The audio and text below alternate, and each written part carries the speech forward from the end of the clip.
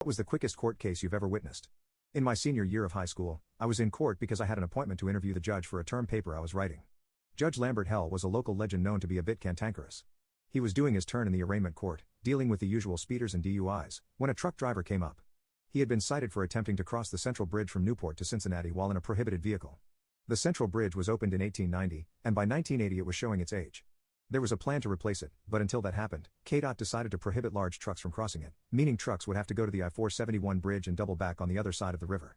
That was all fine and good, but they did not post any signs warning drivers about the date that it was going to happen, and when they posted the sign saying no trucks, they put it 2/3 of the way up the approach to the bridge.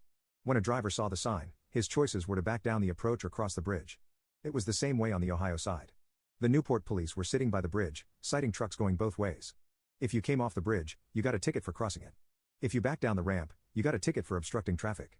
Judge Hell listened to the story and agreed it was ridiculous, especially since the driver brought a photo of where the sign was, but the law is the law.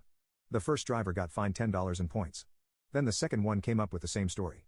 At that point, Judge Hell asked the court, "How many of you are here over this bridge thing?" About 10 people raised their hands.